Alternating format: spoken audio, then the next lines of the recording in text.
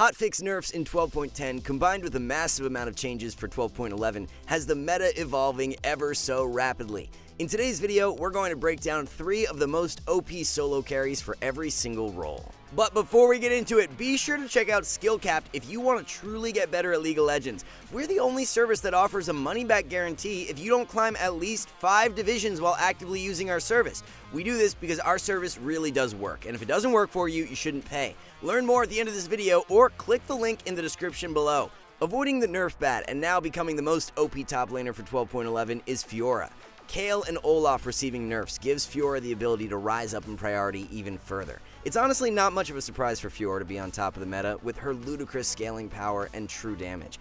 Many champions have been liking the durability update, but Fiora has spiked to a power level few can match. Malphite is a great ban for Fiora as his armor stacking and attack speed slow are annoying to play around. Death's Dance and Maw will both be nerfed for 12.11, but they aren't must-buy items for Fiora, so she'll be just fine.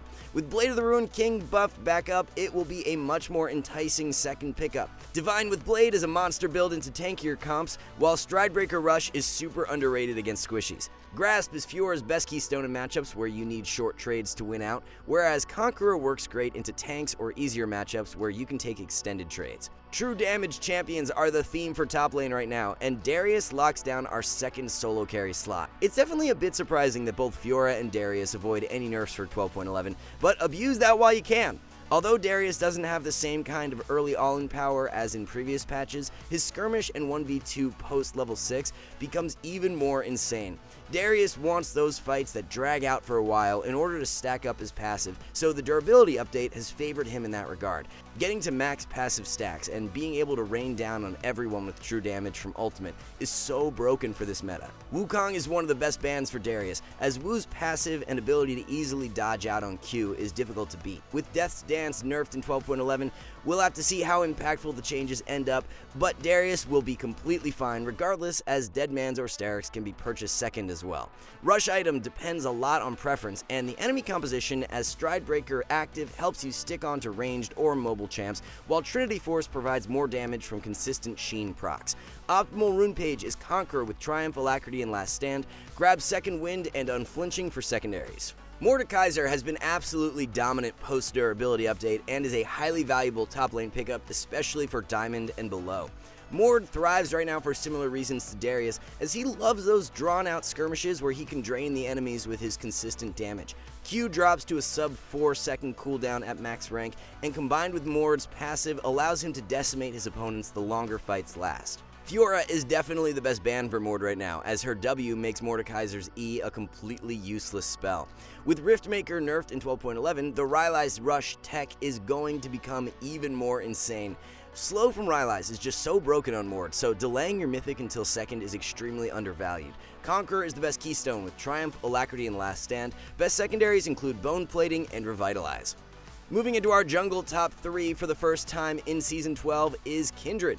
12.11 is going to be Kindred's patch to dominate, as top-tier junglers like Wukong, Lilia, Rengar, and Taliyah are all being nerfed. Not only are other junglers being nerfed, but Kindred is an incredibly strong pick due to the durability update. Passive marks are so key for Kindred, and with that extra health and resist, it helps to secure them much easier. Kindred also scales insanely well due to those marks, so with games dragging out and lasting a little longer now, it's perfect. Kraken Rush into Phantom Dancer 2nd and Infinity Edge or Lord Dominic's 3rd is the core build. For runes, grab Conqueror with Triumph, Alacrity, and Coup de Grace, roll with Sudden Impact and Treasure Hunter for secondaries. If you want some free elo in 12.11, then Trundle should be in every jungler's champion pool. Trundle became so much stronger as a result of the 12.10 update. Since Trundle steals the enemy's attack damage whenever he uses Q, the longer fights last, the more likely it is for Trundle to win. More tankiness gives Trundle the ability to annihilate his opponents in those skirmishes even harder than before. Of course, with Trundle's ultimate stealing the enemy's resists, the fact every single champion now has extra resists has indirectly buffed Trundle's ult. You're even more unkillable than before, while being able to slap everyone around the longer fights last. Many junglers are being hit by the Death's Dance and Maw nerfs, but Trundle is an exception. Divine Sunder into Titanic Hydra 2nd and Thornmail or Spirit Visage 3rd is the core. If you're into a full tank enemy comp, then Lethal Tempo will remain the better option, but into majority squishies, you should be running Press the Attack. Volley is one of the few top-tier junglers who won't receive a single nerf in 12.11, so he remains a lock in the top 3. If anything, Volley's getting stronger this patch, as Bambi Cinder and Turbo Chemtank are being buffed. Death's Dance and Maw, on the other hand, are seeing nerfs, and Volley doesn't build either of those items, so he's lined up really well to be the #1 jungle pick. Kindred and Trundle are two of the better skirmishing junglers, but if you just want some heavy engage threat, then Volley is the best option. There's no better tanky engage jungler that you can play for 12.11 who's as easy to play and effective as Volibear. Your core build is Turbo Chemtank, followed by Deadman's Plate 2nd and Force of Nature 3rd. Rune Page is Press the Attack with Triumph, Tenacity, and Last Stand, pick up Celerity and Water Walking for secondaries. A lot of consistent damage mages have made a great comeback over the past patch, and Vel'Koz has been at the forefront. The meta has shifted so well in Vel's favor, with less assassins being played. Couple this with the fact Vel'Koz's true damage does an amazing job at countering the durability buffs, and you have yourself a top tier mid laner. Yasuo or Katarina are good bans for Vel'Koz, as he has a more difficult time against highly mobile champions. On the other hand, though, Vel is an amazing pick into Veigar, Taliyah, Victor, and Anivia, who all have seen a huge spike in play rate. Liandry's is being nerfed for 12.11, but it really shouldn't lead to anything drastic, especially considering Luden's is a completely viable alternative. Since Magic Pen is a bit less effective now due to all champions having more magic resist, Horizon Focus should be prioritized more often as a second purchase. Runes are Comet with Mana Flow Band, Transcendence, and Scorch. Free Boots and Biscuits work best for secondaries. Following right in behind Vel'Koz as a highly effective mage for the current meta is Victor. With a few of the stronger 12.10 mages like Taliyah, Swain, and Veigar all nerfed in 12.11, it should really give Victor that extra push up. While many burst mages have struggled with the durability update, the changes have been very positive for Victor, as he doesn't rely on one-shotting targets to be useful. The low cooldown on Q allows Vic to be a consistent damage source throughout fights and helps him chew away at tankier champs. Ahri is one of the better bans when playing Vic, as her mobility renders your W and ultimate pretty useless. Liandry's nerfs will not significantly impact Victor, as Luden's is already the better mythic before the nerfs. Many Victor players are really undervaluing Lichbane as a second pickup, as you can get a ton of value out of the Sheen proc in extended fights. When playing against more durable comps, Lichbane should be your second buy instead of Shadowflame. With scaling the name of the game in 12.1, First Strike has seen a rise in priority over Summon Ahri. It's less likely you're actually going to kill your opponent in lane now, so stacking gold off them and hitting your core items faster seems to be the more optimal strategy. Our final mid lane pick of the patch is one of the stronger scaling mages in Veigar. Veigar is nerfed for 12.11, but it's an E cooldown nerf at max rank, so it's not going to be as impactful as something like the Taliyah nerfs we're seeing. Veigar will remain a great solo queue mid laner for all elos and a godlike pick for the lower ranks. In the past, one of the big detriments to picking Veigar has always been his vulnerability throughout the first few levels. Extra durability goes a long way for Veig and helps to shore up that weakness really well. Lower priority on assassins has helped Veigar out a ton, as his lack of mobility makes it difficult to play into bursty dive champs. Kassadin is a great ban when playing Veigar, as your cage is pretty useless against him later on, and his mobility makes it hard for you to function. Everfrost is Veigar's rush item, followed by Rabadon 2nd and Anathema's Chains 3rd. Run Predator as the keystone with Taste of Blood, Eyeball Collector, and Ingenious Hunter. Mana Flow and Transcendence are the best secondaries. With Vayne and Kog'Maw nerfed, there's no better time to add Twitch to your champion pool. Scaling marksmen have been on the rise with the durability buffs, and Twitch has been a massive winner. Even though Lethal Tempo is nerfed in 12.11 along with Kraken Slayer, Twitch has the ability to run PTA and a Blade of the Ruined King rush, so those changes won't matter much at all. Vayne and Cog are definitely being hit harder, as Lethal Tempo has been their #1 keystone. A really interesting build to try for Twitch is a Blade of the Ruined King rush into Hurricane 2nd and Titanic Hydra 3rd. A ton of AoE damage from ult, along with some added durability for late game fights. The build is being played a ton over in Korea right now. Kraken can still be slotted in though if the enemy comp is super tanky. Korean Twitch players don't bother with Lethal Tempo even prior to the nerfs, as PTA with Inspiration Secondary leads to the best results. Jhin will be on the rise for 12.11, as he'll no longer be overshadowed by Cog and Vayne. None of the item or runes nerfs will affect Jhin either, while a large chunk of ADCs will be hurt by the Lethal Tempo and Kraken changes.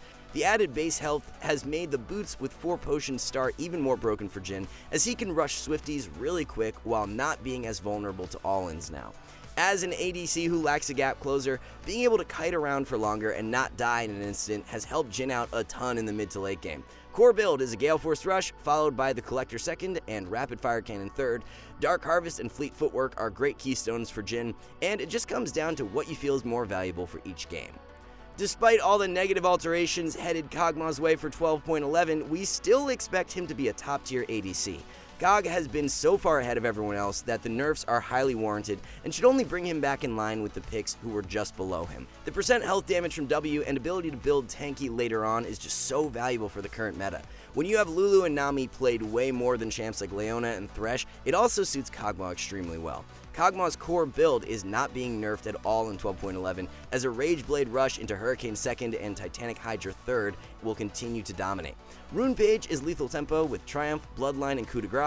Conditioning and Overgrowth are super OP for secondaries. Of all champions to avoid nerfs for 12.11, we did not expect Renata Glask to be one of them. Renata has been an OP support for many patches now and will likely become the #1 support with Senna dropping down.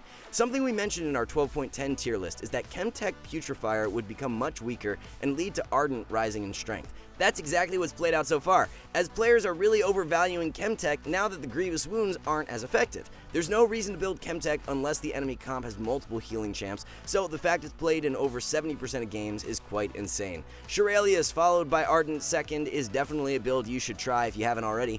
Guardian is still the best keystone for Renata with Shield Bash, Bone Plating, and Revitalize. Pick up Zombie Ward and Relentless Hunter for secondaries. If you're not abusing Zilean right now, then you're missing out on some easy elo. All the changes from 12.10 were perfect for Zilean, as he wants a meta where he can buff up scaling champions. If you can reach the mid game with Zilean, your impact is going to be consistently high, and the durability buffs have amplified this. Tossing low cooldown move speed buffs on champs like Darius, Wukong, or Kale is absolutely devastating. The Kale-Zilean combo is a 2v8 machine right now, as the late game survivability is insanely broken. While many enchanters dropped off due to Moonstone nerfs, Zilean builds Shuralias, so he wasn't affected at all. You'll run Aerie as the keystone with Mana Flow, Transcendence, and Water Walking. Cheap Shot and Relentless Hunter are optimal secondaries. Squishy poke supports have become way more viable after 12.10, and Xerath is one of them. Since you no longer die in an instant after being hooked or CC'd, it's way more forgiving to play a support like Xerath. We are also seeing less engaged supports in general and more enchanters, so that suits Xerath extremely well. With Jhin being on the rise for 12.11 and played in over 20% of games, Xerath's power becomes even greater. Xerath with Twitch is also pretty nuts, as Twitch popping out of stealth while Xerath snipes with ult is really hard to counter.